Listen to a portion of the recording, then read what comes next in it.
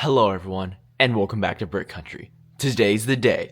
We are finally breaking the seal on my minifigure tribute pirate Lego set from Denmark, House of Lego. I am very excited to open this set. It is very cool. It is one of the rarer sets in my collection, and I'm just very excited to finally open this set. Let's get started. First, taking a look at the box, you can see mine is a little scuffed up from transport, but that's okay. I still love this build. You can see it's a very nice white, clean design for the set. You can see it's a very nice picture of the pirate itself on the front. Come around the side, there's various descriptions of the house souvenir, minifig facts, and on the bottom, there's actually what looks to be like a blueprint or the patent for the minifigure, and I think that's really cool that they include stuff like that. The back, you can see it features all the other limited edition sets at the time, and as well as some pictures of the pirate itself showing its posability and the stages of the minifigure originally. You can see the original was a little rough, but they got better and better till you get the minifigures we have today, which are really good for the most part. But then you have a very nice description of how they're celebrating it, the evolution of the minifigure, and how it became a classic of the figure. And then on the other side, there's a very nice black stripe, and it says Home of the Brick on the bottom. The bottom is just some fine print and another picture of the pirate. And the top, you can see there's a picture of the face element, as well as another word saying House of the Brick. And this is just a very good looking box, very clean, different from the normal Lego boxes. Obviously, this is an exclusive to Denmark itself, and I am just very glad to have this in the collection and very excited to get building.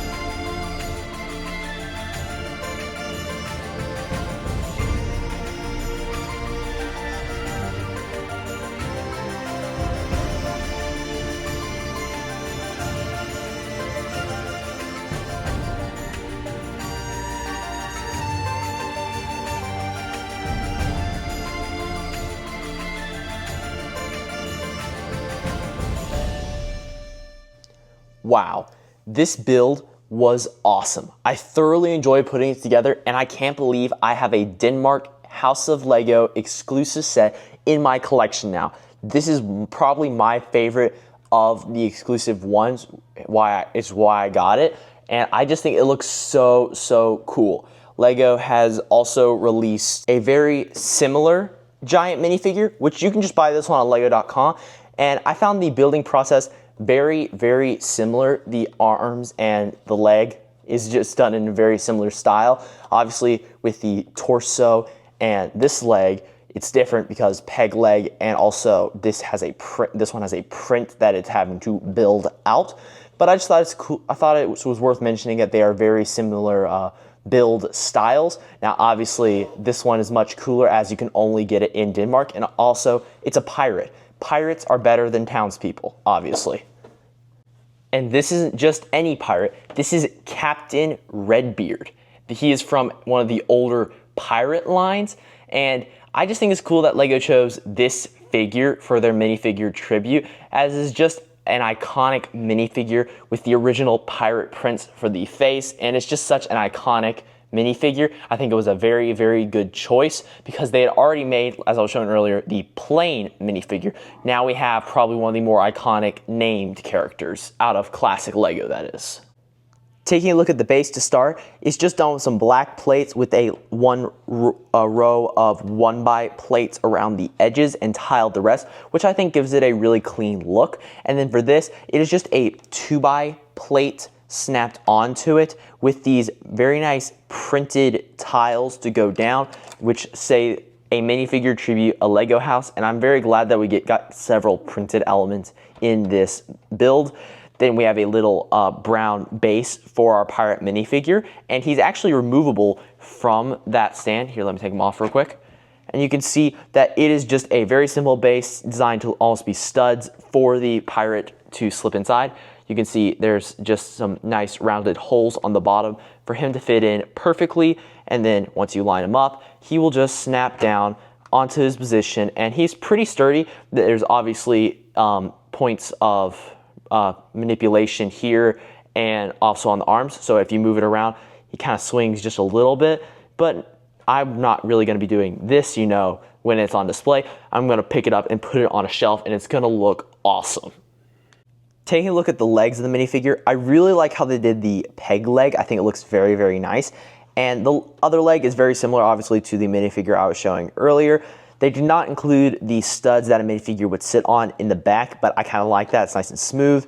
And then we have the peg leg on the back, which is just basically rounded all the way around. And I really like how they shaped the almost slot, the rounded part of the minifigure leg that would go on actual minifigure. I really like how they shaped that to get the effect right. And they also use some really interesting techniques to flip over these curved elements to get the shape just perfect. And I think it turned out great. You can also see there's some nougat plates right here to represent his belt, and that goes all the way around. He's got a very nice technique with for a belt buckle with some clips and this samurai horns, and I think that looks really good.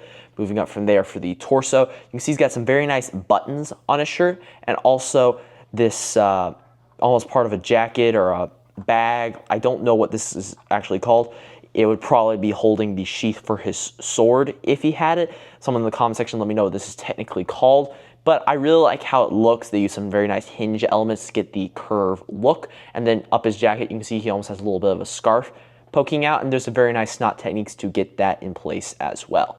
The arms of the minifigure are very nicely shaped, and he also has an accurate hook hand, which I think is very cool. The arm can pose ever so much, and it's also got a lot of gears to make it very tense, so his arm will stay exactly where you place it. Same idea on the other side, only difference though, he has a hand on this side, which is very nicely shaped, and also you can see it's up a little bit, one brick, because that is so it can hold this print or stickered map element. There's 2 stickers in the set, this being one of them, and it's just a big hole in the bottom, so it'll slip right over his hand, and it'll give the illusion that he is holding it, and I really like that. The epaulettes on the pirate is very nicely shaped. You can see over here there's a little more details with some studs that I think looks really good.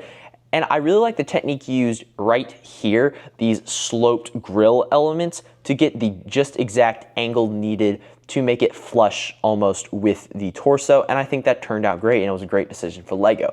The head itself, though, is very nicely shaped. Now, the beard and the face is all printed, and I'm very grateful for LEGO for doing that, although I wish they would have printed all the elements, as the pirate skull and crossbones and the map are not printed, but the words and the face are. I just wish they went the extra mile, as it is an exclusive to Denmark only, that they printed everything. That would have been nice. But nonetheless, I'm glad they at least did the face and the words printed. That's what I would have chosen if I can only select a few things. The head is very nicely shaped with these very nice smooth elements, and I think it came together nicely. The head can rotate like an actual minifigure would. And moving up from there, we have the pirate hat. Now, the pirate hat looks really good, but it also includes my one complaint about the set.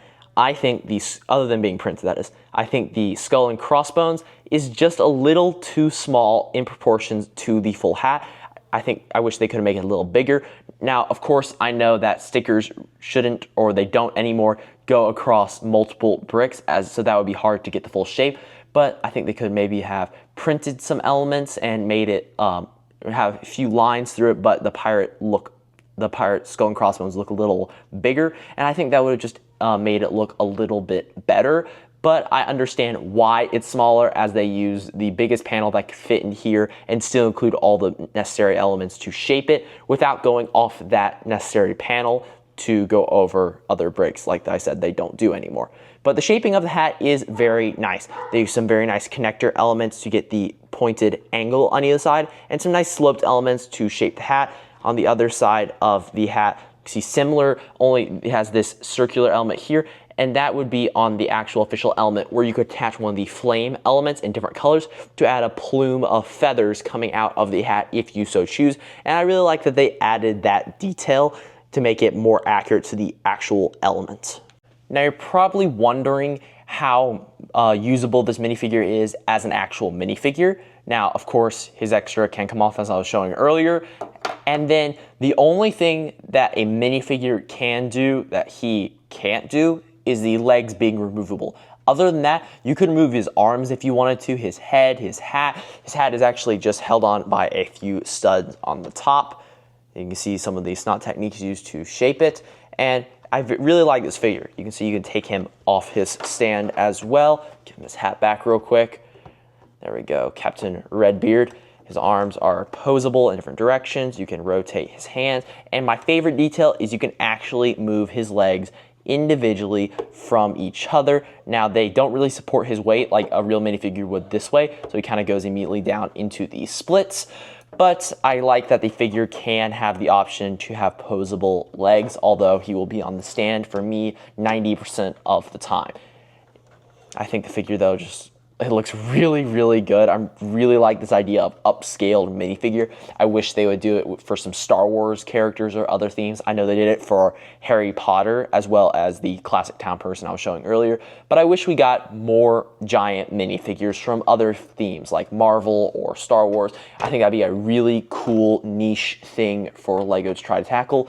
But I'm really glad that this exists, that there is a nice classic pirate, and it's really cool that it is a Denmark exclusive. Now, I know some people are upset about that you know, not everyone can get this without paying the ridiculous aftermarket prices for it, but I like the fact that it's exclusive to Denmark, as it's almost a reward for going on the trip to get there. You get access to these exclusive sets, and it makes it just so much more rewarding to go on trips to the LEGO house. Now, for this set in particular, how I got it, my dad had a friend who went on a vacation there, and he was able to snag one of these for us. And I'm really grateful to that friend for that, and I'm really glad to have this in the collection. If you enjoyed this video, please remember to like and subscribe, and comment below what your thoughts are on this amazing set. If you want to see more awesome LEGO content right now, though, you can check it out on the end screen now. I'll see you guys later. Farewell.